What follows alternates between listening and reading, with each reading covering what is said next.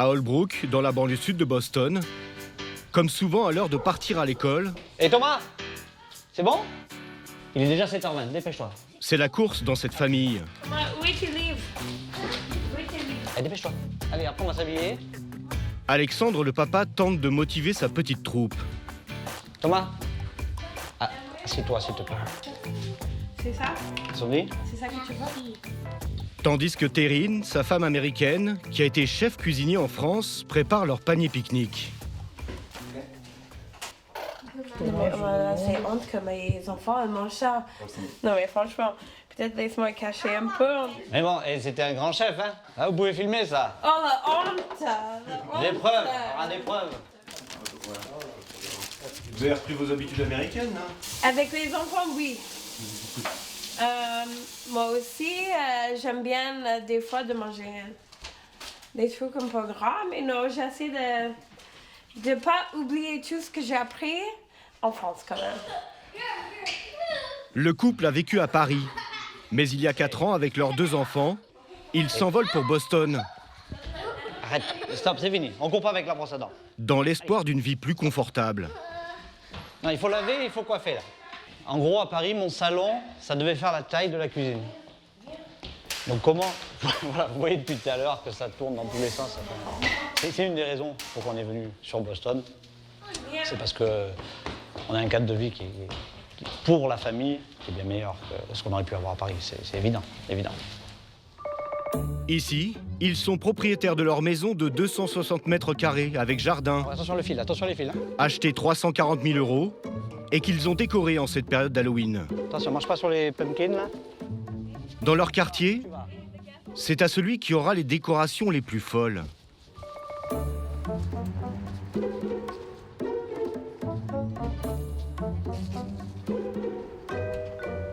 Vous aimez cette ambiance? Vous êtes fait? Bah, non, alors voilà, je pense que c'est ça, c'est que je m'y suis fait. Parce qu'au début, c'est pas un sentiment un peu de gêne, mais on se dit, oh là là, mais c'est trop. Et, bon, là, c'est Halloween, mais alors à Noël, mais alors, il y en a de partout. Et c'est celui-là qui a la plus grosse maison illuminée qui doit se voir depuis la Lune, c'est un truc de fou. C'est en gros un gros Disneyland. Et finalement, petit à petit, oui, on met le pied dedans et on n'arrête pas, c'est vraiment sympa. Les petits ronds, on décore, les squelettes et tout ça. Kevin, il est devenu un peu américain? Oui, plus que moi. Oui, absolument. Oui. Il faut dire que devenir américain ici, c'est plus simple. Boston, c'est la ville la plus européenne de la côte est des États-Unis. À 7 heures de vol de la France, Boston n'est pas la plus connue des villes américaines, mais elle a trouvé sa place parmi les plus grandes. Pour un peu, on se croirait en Europe. Avec ses maisons à l'anglaise, ses ruelles au charme fou et ses bâtiments historiques qui rappelle que Boston est l'une des plus anciennes villes des États-Unis. Son centre est à taille humaine et ses 700 000 habitants peuvent s'y déplacer à pied, à vélo et on court beaucoup aussi. Boston, une ville sportive où le basketteur Vincent Poirier espère briller en NBA.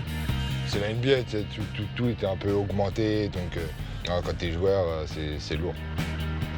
À Boston, on trouve aussi les universités les plus réputées au monde, comme Harvard, d'où sont sortis 7 présidents américains, ou le MIT, la meilleure école d'ingénieurs du pays. Léonard, l'un de ses étudiants, rêve de changer le monde. C'est comme un rêve d'avoir réussi à venir ici. C'est là où on crée le futur et on donne la possibilité de le faire. La ville attire des chercheurs, des start-up et des grands laboratoires qui inventent notre monde de demain. Dans certains restaurants, des robots ont déjà remplacé les cuistots. Boston est l'une des villes les plus innovantes de la planète. Et ils sont plus de 10 000 Français à avoir fait le choix d'y habiter.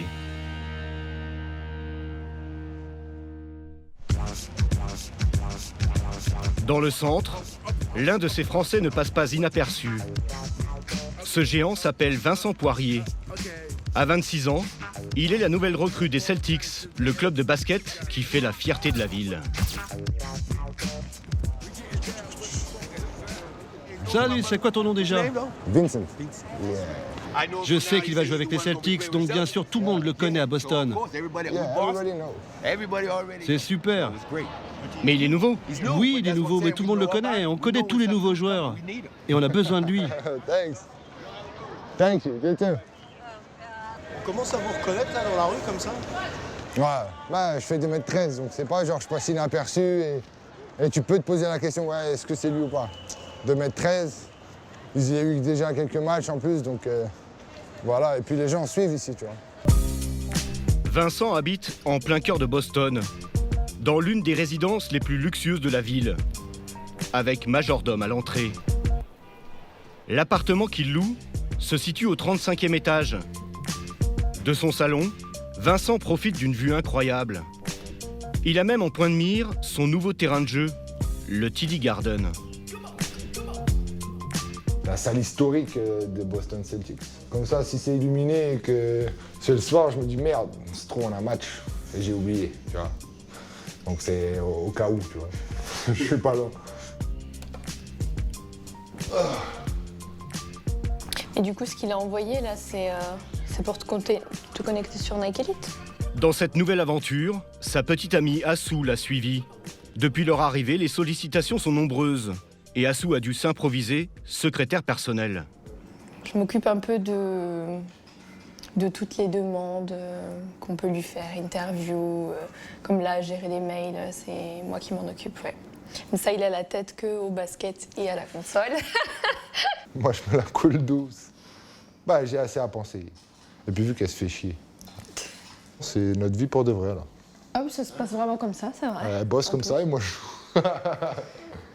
C'est Assou qui leur a trouvé cet appartement de 150 mètres carrés pour 8 500 € par mois. Mais pour Vincent, qui touche 200 000 € de salaire mensuel, le prix n'était pas le critère principal. On en a visité pas mal, mais bon, parfois c'était le quartier qu'on n'aimait pas trop. C'était pour l'accès à la salle, c'était pas terrible. Il fallait un truc avec de l'espace, des grandes portes. Ça, c'est pour moi, tu vois. Mais par exemple, elle en a visité un, elle m'avait envoyé. Ben, il y avait 1 million de marches à monter. Et il rentrait même pas dans la salle de bain. Maintenant que Vincent joue dans le championnat de basket le plus suivi au monde, il sait qu'il va être sous le feu des projecteurs. Yeah, bro. Et il tient à soigner son look. Régulièrement, il fait appel à ce coiffeur à domicile. Here we go. Need to be fresh. Comme d'habitude? Yeah, we cut a little bit. We might do some fade on the beard too. Le petit dégradé seulement si Assou est On d'accord. va faire un petit fade là. Non mais un petit fade, c'est juste en haut. Pas trop. Not too much, the fade. She's not agree.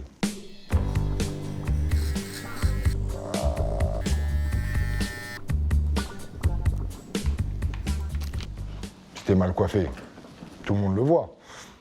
C'est important d'avoir un beau dégradé. Tu te sens bien, tu joues bien. Ce petit rafraîchissement va-t-il lui porter chance? Vincent va bientôt devoir faire ses preuves sur le parquet. Il n'y a pas que les génies du sport qui viennent à Boston. En face d'elle, dans la ville de Cambridge, une université attire les plus grands cerveaux du monde. C'est le MIT, l'Institut de technologie du Massachusetts. 78 prix Nobel sont passés entre ses murs. Dernière en date, une Française, Esther Duflo, qui vient de recevoir le Nobel d'économie. Sur le campus, la science est mise à l'honneur. Les horloges ne tournent pas rond. Et dans des bâtiments futuristes sont exposées les dernières inventions, comme cet écran qui suit les mouvements du corps. Un univers qui fascine Léonard, 23 ans. Là, il y a une caméra qui est capable donc de repérer l'humain et le mouvement. Donc là, on voit quelqu'un dans l'arrière-plan vient de passer. C'est repéré. Et ensuite, il y a un algorithme qui va être capable de comprendre, OK, ça, c'est la silhouette d'un humain. Je vais prendre cette silhouette et je vais lui appliquer l'effet que j'ai préparé avec l'algorithme. Et donc ça a été fait dans le labo d'intelligence artificielle du MIT. Élève brillant, diplômé de Centrale, l'une des meilleures écoles d'ingénieurs françaises, Léonard vient d'intégrer l'université. Alors moi, c'était un rêve depuis tout petit, quand je lisais Sciences et Vie Junior, Sciences et Avenir. je voyais des inventions qui ont été découvertes ici au MIT et je me disais j'ai envie d'aller à cet endroit. Je ne savais pas vraiment ce que c'était. J'avais juste entendu parler de cet endroit et j'avais envie de venir. Léonard n'a que 15 heures d'enseignement par semaine. Cet après-midi, il a un cours de probabilité où il apprend à partir de modèles mathématiques à prévoir le futur. La seule question qui m'intéresse, c'est que signifie le W. La question est-elle claire pour tout le monde? Est-ce que là, les cours comme celui-ci, c'est différent de ce que vous avez connu en France? C'est pas plus dur. C'est avant tout une autre approche. Donc ça ouvre des horizons. C'est ça aussi l'avantage d'aller dans une autre culture, dans un autre pays, c'est qu'on apprend les mêmes choses mais différemment. Le véritable secret du MIT est ailleurs, dans ces laboratoires d'où sortent des inventions révolutionnaires. Comme ce robot à 4 pattes, capable d'effectuer des saltos arrière. Cette imprimante 3D géante qui fabrique en un temps record les murs d'une maison. Ou encore cette machine qui résout le casse-tête du Rubik's Cube. Solving in 3, 2, 1. En moins d'une demi-seconde. Quand il n'est pas en cours, Léonard passe une grande partie de son temps dans son laboratoire, où les élèves peuvent travailler jusqu'à l'épuisement. On travaille comme des fous, donc il faut pouvoir se reposer dès qu'on peut, dès qu'on a une petite pause. Tous ces étudiants planchent sur des projets de recherche ambitieux. Celui de Léonard pourrait changer la vie de millions de personnes. Grâce à des calculs très complexes, il essaie de prédire là où les ouragans vont frapper. En ce moment, au Japon, il y a eu un énorme ouragan qui s'appelle Agibis. Beaucoup de gens l'ont entendu parler parce qu'il a annulé des matchs de la Coupe du Monde pour la première fois. Il a aussi dû faire évacuer 7,3 millions de personnes. C'est énorme. Pourquoi tant de personnes à évacuer? Parce qu'on n'est pas sûr de l'endroit où il va être. On ne peut pas se permettre de prendre des risques. Ça coûte extrêmement cher. Il faut annuler des milliers d'avions, il faut annuler des milliers de trains. Tout ça parce qu'on ne sait pas exactement où il va frapper. Donc si ma recherche est capable d'améliorer la prédiction, ce sont des vies qui sont sauvées, c'est un gros impact économique et des dégâts qu'on peut éviter. L'école croit tellement en son projet qu'elle lui verse un salaire de 2 400 € par mois. Et il n'a pas eu à payer les 48 000 € de frais de scolarité. À Boston, nos jeunes chercheurs ont la cote. Mais il y a un autre secteur dans lequel les Français se distinguent. La gastronomie, évidemment. Et dans ce domaine, Alexandre a le parfait CV. À Paris, il était pâtissier dans un palace. Il réalisait des desserts dignes d'œuvres d'art. Comme cette pièce en chocolat, immortalisée pour le magazine Vogue. De la très haute gastronomie, qui n'existe quasiment pas à Boston. La tendance, c'est plutôt le restaurant à viande. Alexandre travaille pour un homme d'affaires qui en possède plusieurs. Il supervise toute la pâtisserie du groupe. La salle de restaurant principale. Dont celui-ci. Voilà, c'est steakhouse à l'italienne, mais remixé sauce américaine. Voilà, et ici le bar. On fait ici jusqu'à 250 couverts par service. Ça correspond à du gros banquet en France, donc en fait, mais c'est tous les jours. La télé est indispensable. Aux États-Unis, grande taille, big size. C'est l'Amérique. En cuisine aussi, rien à voir avec ce qu'Alexandre a pu connaître. On se check pour se dire bonjour. On porte des casquettes en guise de toque. Et tous ces employés originaires d'Amérique latine n'avaient jamais entendu parler de pâtisserie auparavant. Avant de travailler pour lui, ils étaient chauffeurs routiers, maçons ou agriculteurs. Et t'as les cuire le pain, parce qu'on a un four devant, donc pour être honnête, le premier mois, ça a été très difficile. Ici, vous arrivez, vous parlez d'un biscuit Joconde, ils vous regardent, oh là là, qu'est-ce que tu me racontes? Alexandre leur a appris des recettes très simples, comme celle du tiramisu, ou encore celle du trianon, un classique de la pâtisserie française que ses employés reproduisent maintenant à la perfection. Alors vous pouvez voir, pour quelqu'un qui n'a jamais glacé, au final, il est capable, ça sort, ça me va très bien, c'est parfait, c'est pour rouler. Mais c'est ça en fait où j'ai trouvé la passion, une nouvelle passion. Trouver la solution pour ne pas faire quelque chose de trop compliqué, parce que je n'ai pas le personnel pour, mais pour arriver à sortir des produits de qualité. Il y trouve aussi une autre satisfaction. Alexandre touche 7 000 € de salaire, le double de ce qu'il gagnait en France. Il faut dire que pour vivre à Boston, il faut bien gagner sa vie. C'est l'une des villes les plus chères des États-Unis. Les loyers en centre-ville sont hors de prix. Et la plupart des familles doivent s'expatrier en banlieue. Comme ici, à Somerville. Tu veux un café ? Je veux bien. Arnaud et Stéphanie ont toujours rêvé d'expatriation. Mais quand ces deux cadres sont arrivés à Boston il y a 6 ans, ils sont tombés des nues. Même dans leur quartier, les prix sont inabordables. Leur salaire a pourtant doublé par rapport à la France, mais ils n'ont pas les moyens de devenir propriétaires. Ici, par exemple, à Somerville, acheter une maison, ça va tourner autour d'1 million de dollars. Facilement. Donc Une maison comme celle-ci ? Ah ouais. Ouais, une maison comme celle-ci, Ouais. ça va être $1 million. Donc ouais, acheter c'est c'est cher. Et puis en plus pour des maisons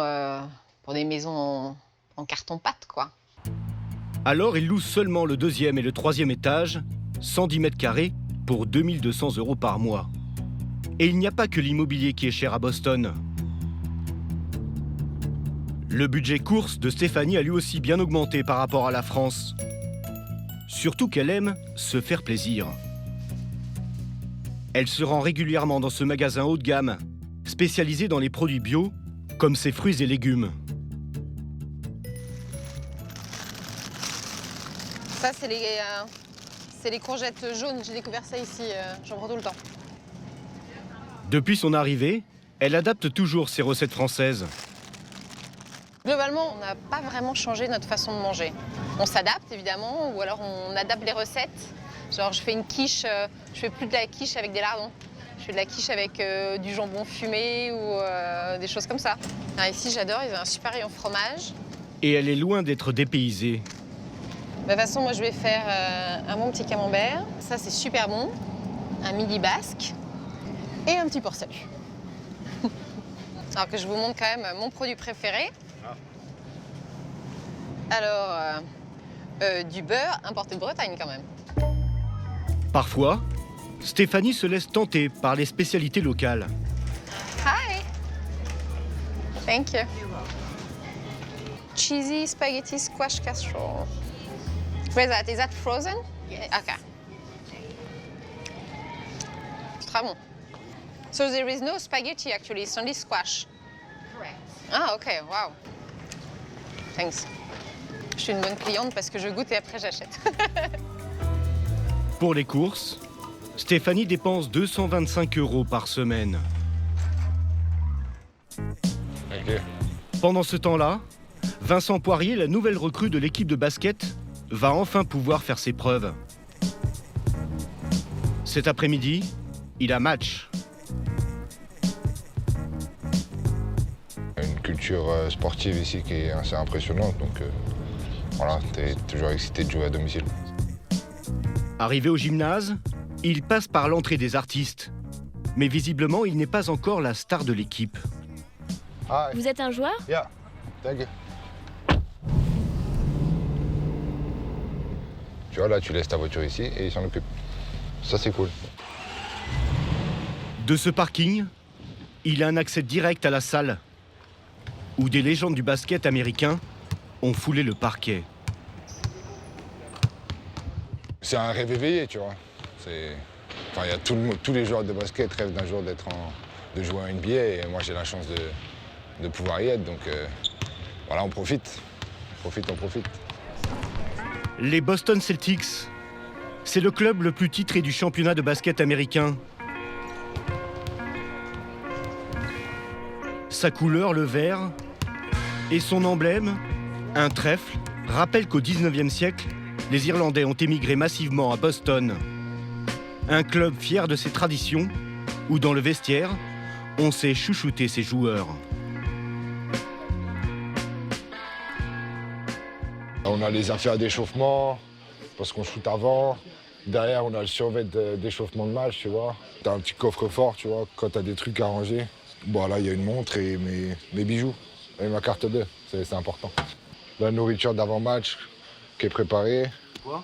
Saumon, riz, asperges, pas mal. C'est bon? Pour le corps. Bah ouais, surtout qu'en général, tu crèves la dalle sur le match, donc c'est bien que tu aies mangé avant. Les Celtics affrontent Cleveland. Un match de pré-saison, une semaine avant la reprise officielle du championnat.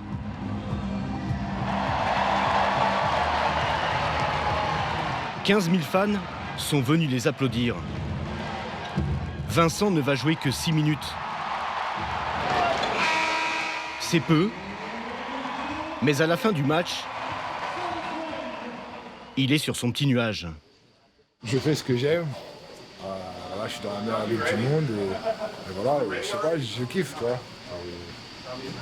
Ouais. Il n'y a pas de raison d'être malheureux, d'être stressé, d'être mal. Donc, non, je kiffe, voilà, je vis ça comme une aventure, comme voilà, un nouveau chapitre. Donc, voilà, je suis content et je ne mets pas de pression.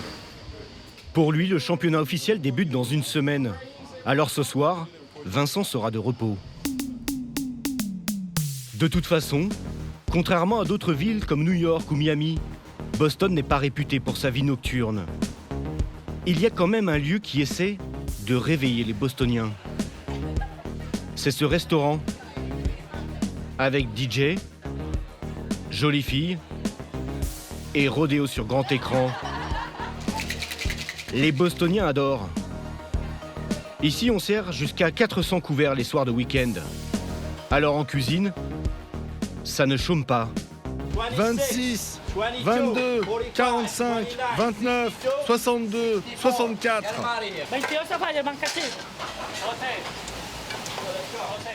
À la carte, de la viande et des plats pas vraiment diététiques, comme cette purée au lardon à la crème et au gruyère.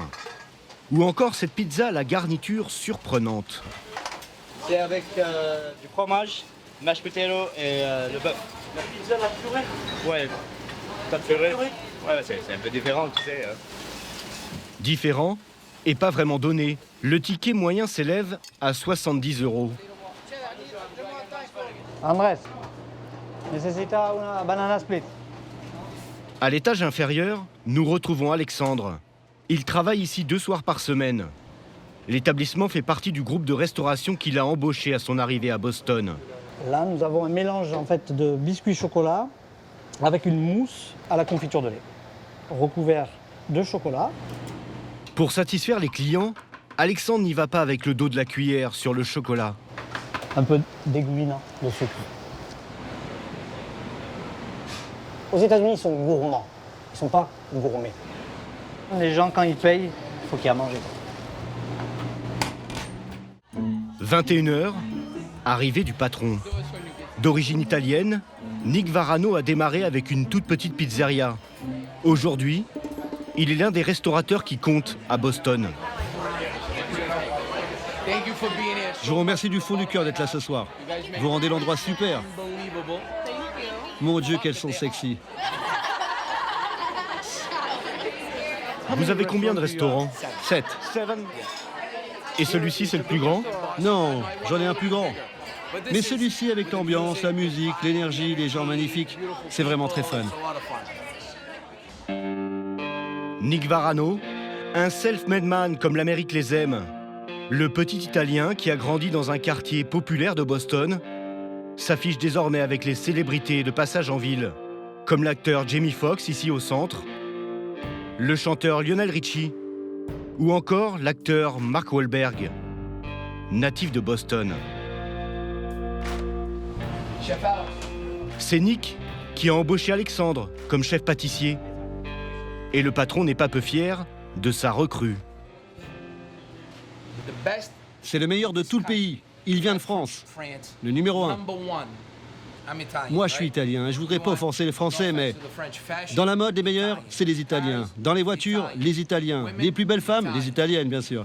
La pâtisserie, c'est la France. Nick compte beaucoup sur Alexandre, car il vient d'ouvrir un nouveau restaurant dans le lieu dont tout le monde parle à Boston. Le lendemain, au MIT, les recherches de Léonard sur les ouragans avancent. Et avec sa binôme, une étudiante chinoise, ils vont exposer leur toute nouvelle découverte à leur professeur, qui a son bureau dans le sein des seins de l'école. Tout autour, c'est de nombreuses stars du MIT. Les stars? Ah, les stars, oui. Des prix Nobel. Il y a même des prix Nobel qui sont dans certains de ces bureaux. Je m'en doute. Je le vois vos sourires. Je le vois vos sourires. Oh yes, we are very excited. In fact, we were looking forward for this moment so much. C'est le moment de vérité. Les deux étudiants ont pris des exemples d'ouragans réels et ils ont cherché à les simuler à partir de formules mathématiques complexes. Green is the real storm. Quelle est la nôtre? Ours is the orange one. Ah oui, ça a l'air fort. It's a very good prediction of it. Vous avez été bon. Vous avez été très bon sur cette prévision. Je suis impressionné. Impressionné. Ah, je suis content. Very happy too. Ouais. Alors on est vraiment content, c'est une belle découverte et ça fait peu de temps qu'on s'est mis à travailler dessus. Donc on a eu de la chance et aussi de la visibilité, de la vision de ce qui aurait pu marcher. Donc c'est une belle nouvelle. Pour Léonard, c'est le soulagement. Mais ce n'est qu'une première étape. Il a encore des mois de travail avant que ses recherches n'aboutissent. À 25 km plus au nord de Boston, Salem. Un petit port de pêche de 40 000 habitants qui, au mois d'octobre, accueille un drôle de festival. Can we go, sir? Yes. Okay, let's go. Stéphanie, Arnaud et leurs deux enfants, Albin et Oran, ont l'habitude de s'y rendre. Regarde le lustre. Un lustre en forme de squelette. Salem est devenue la ville de la sorcellerie depuis qu'à la fin du XVIIe siècle, des sorcières ont été jugées et pendues ici. Regarde le squelette qui monte à l'échelle. C'est rigolo ça. Et celui-là, ah, j'avais pas vu celui-là. Un incontournable dans la région pendant les fêtes d'Halloween. Oh, je vais essayer un chapeau. C'est le festival avant Halloween. Donc il y a énormément d'animations.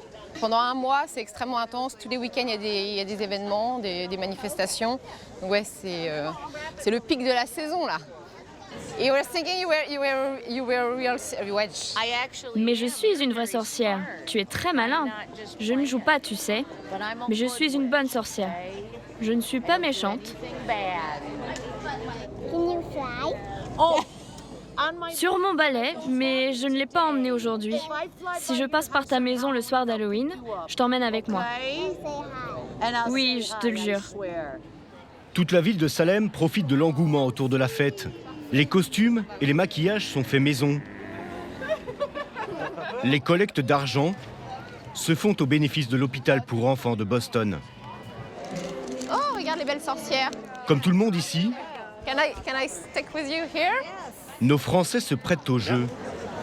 Des fois, on fait même plus de choses que les Américains. On visite plus les États-Unis, on fait plus d'activités parce que nous, on est là pour en profiter et découvrir toutes les facettes. Et Halloween, vous avez des... Et Halloween, ouais, Halloween, c'est chouette, c'est super chouette. Si les vieilles traditions folkloriques persistent, Lui, il fait peur. depuis peu à Boston, un nouveau loisir fait beaucoup de bruit. Le tout premier casino a ouvert ses portes. Il est situé dans cet hôtel de luxe.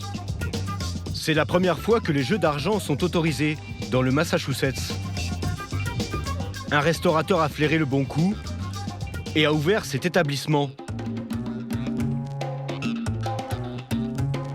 C'est Nick, le patron de notre pâtissier français. C'est vraiment l'endroit où il faut être aujourd'hui à Boston? Ça c'est sûr. Aujourd'hui, il n'y a pas de meilleur endroit pour un restaurant à Boston. Il a demandé à Alexandre d'élaborer une nouvelle carte des desserts. Ici, c'est un lieu important pour le patron. En gros, pour vous faire donner une idée, on fait 800 couverts par jour. Donc c'est la machine de guerre absolue. Grosse pression. Faut pas se louper. Donc verdict dans 1 heure. Sur le tiramisu. On peut pas tergiverser, faut que ça sorte. Alexandre va proposer à son patron 6 desserts différents. Des recettes basiques. C'est mon préféré celui-là. Mais c'est largement suffisant pour qu'il soit aux anges. Incroyable. C'est une touche française sur des douceurs italiennes. Ça vous fait rêver un peu un destin comme votre patronique? Celui-là qui dirait le contraire, c'est un menteur. Il n'arrête pas, il investit et ça marche. Alors après le pays, je pense qu'il s'y prête aussi. Et Boston, vraiment c'est quelque chose de dynamique. Si vous en voulez, venez à Boston. C'est réglé. Car à Boston, l'économie est florissante. Le chômage en dessous des 3%. Socialement aussi, la ville est en avance sur son temps. Le Massachusetts est le premier État à avoir célébré des mariages homosexuels. Et même s'il y a 6 ans, l'attentat survenu durant le marathon a fait 3 morts, Boston affiche un taux de criminalité très bas pour les États-Unis. Le port d'armes y est réglementé plus qu'ailleurs. Ce qui ne va pas empêcher le basketteur Vincent Poirier de se faire plaisir. Pour son anniversaire, sa petite amie lui a offert une séance de tir. Alors moi, je tire que dans les jeux vidéo à la base. Là, ça sera en vrai. Ouais. Ah, ça va être fun. C'est donc la première fois qu'il va tirer à balles réelles. Une sensation que Vincent a toujours rêvé de ressentir. Mais une fois à l'intérieur, dès le premier coup de feu, on n'est plus du tout dans un jeu vidéo.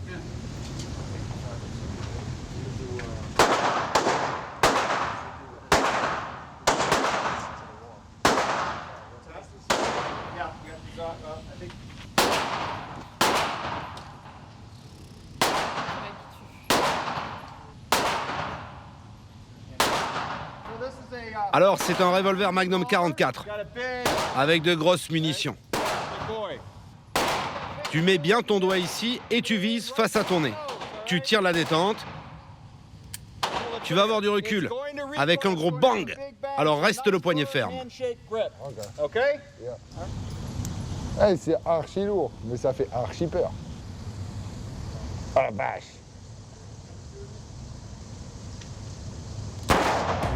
Bien joué. Good job. C'est lourd. Ça fait bizarre un peu, ça fait peur. C'est sec, tu peux tuer quelqu'un avec. Peur. Voilà. Qui est le prochain? Assou se lance. C'est un gros calibre.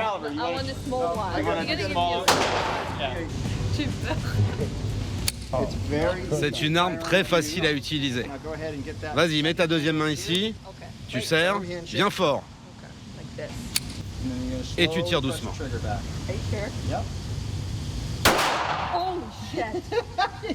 Tu l'as eu en plein dans l'œil.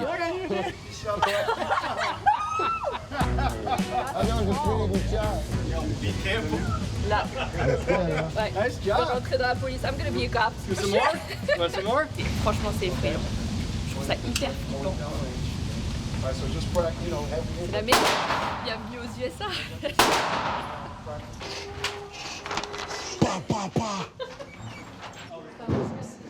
Oui, compris. De rien. Vincent est ravi de son cadeau d'anniversaire. Mais il n'oublie pas qu'aux États-Unis, chaque année, environ 10 000 personnes meurent par arme à feu. C'est une expérience à faire, quoi. C'est rien à voir avec les jeux vidéo que tu peux connaître ou quoi que ce soit. Voilà, c'est une arme, quoi. Ça tue des gens. Ouais, voilà. Les gens se baladent avec ça dans la rue. Ça, c'est flippant. Le gars, il te vise avec ça. Tu sens la puissance du truc, tu vois. Mais voilà, en dehors du fait de ça, c'est une expérience américaine, quoi. Sur le campus du MIT, pour Léonard, ce soir, c'est relâche. Avec 2 autres étudiants, ils prennent la direction du centre de Boston. J'ai eu des examens aujourd'hui, alors maintenant c'est le temps de profiter de la richesse culturelle de Boston. Léonard est arrivé il y a 2 mois et il commence à avoir ses adresses de restaurants favoris. Shakshuka, please. Ici, ils sont très connus pour ça, il y a même un t-shirt Shakshuka, regarde. La shakshuka, un plat du Moyen-Orient à base de tomates et d'œufs, qui rappelle à Léonard sa région natale, la Catalogne. Ce qui me manque, c'est la nourriture de ma maman, de mon papa. la nourriture qu'on cuisine tous ensemble, quand on est en famille, avec les légumes d'ici, et pas des légumes qui viennent de l'autre bout des États-Unis. C'est la nourriture du Sud qui me manque. Et elle va lui manquer encore longtemps. L'étudiant qui était parti pour passer 2 ans à Boston va prolonger son séjour. Finalement, je me plais tellement ici que je suis parti pour 4 ou 5 ans, oui. Je vois que ce que je fais a du sens, que je découvre des choses intéressantes. Et tout ça, je vois que je suis à une place qui me convient parfaitement. Leur soirée entre amis se termine sagement. Alors, au Symphony Hall de Boston, une prestigieuse salle de concert de musique classique.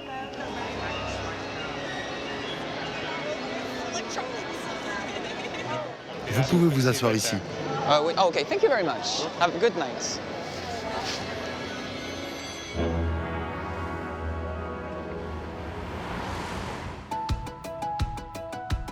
À Somerville, ce soir chez Stéphanie, c'est Omar. La mère de famille qui a des origines bretonnes en raffole. Et elle a de la chance, c'est une des spécialités de la région. Je dérange pas la tradition familiale. Mon père, quand il vient, il trouve qu'il y a une différence de goût. Moi, je dois avouer que c'est vraiment les puristes qui voient la différence. Non, c'est bon, c'est sympa. Les homards, elle aime les partager entre amis. Salut, ça va? Elle a invité ce couple qui vit depuis 10 ans à Boston. Émilie est institutrice, Sébastien travaille dans le marketing. À table, les homards font leur petit effet. Tout comme la mayonnaise maison. Bon bah, servez-vous. Tu sais que les Américains savent pas comment on fait de la mayonnaise. Mais oui, je sais. J'ai un collègue du boulot qui savait pas qu'on pouvait faire une mayonnaise maison. Et ouais. Ils savent pas ce qu'il y a dedans. Non, ils savent pas. Moi, mon collègue m'a dit, mais pourtant je cuisine. Je dis, non, bah non, une mayonnaise, ça s'achète. Non, mais vraiment. Tu ouvres avec ça? Alors. Ces réunions entre compatriotes sont courantes à Boston, car les Américains ont un tout autre sens de l'accueil. Nous, on a invité beaucoup d'Américains via l'école des enfants, on s'est fait des connaissances, mais on a eu invité des gens, on les invite, et en fait, ils renvoient jamais l'appareil. L'intérieur de la maison est vachement... C'est très privé. Ils ne reçoivent pas chez eux comme nous. Ouais. Ils restent pas à table, ils mangent vite et après ils se lèvent et ils partent.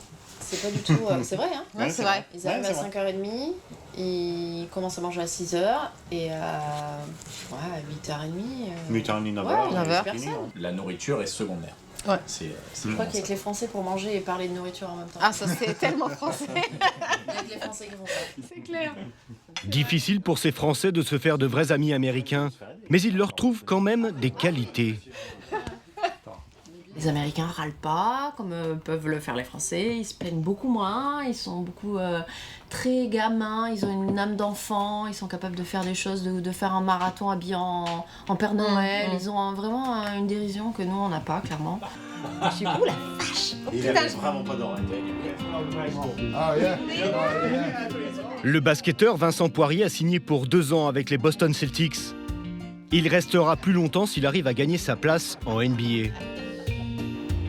Alexandre, le chef pâtissier, va poursuivre son rêve américain à Boston. Dans les prochaines années, il envisage d'ouvrir sa propre pâtisserie. Léonard, le jeune chercheur, rêve, pourquoi pas, de décrocher un jour un prix Nobel. On est parti? On est parti.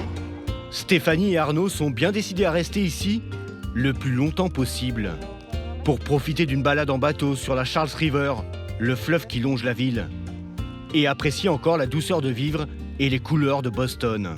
Ici, c'est quoi? C'est l'eau de la mer, c'est de l'eau salée ou c'est de l'eau douce? L'eau douce. Ah, bien sûr qu'il y a des poissons. Il y a la mer, il y a la rivière, on est dessus. Il y a les montagnes qui sont pas loin. On va ramasser des pommes, des citrouilles, les couleurs, tout ça, c'est... Les arbres, là, les arbres, c'est vraiment la bonne période. À Boston, en automne, quand le fameux été indien pointe le bout de son nez, les températures frôlent les 20 degrés.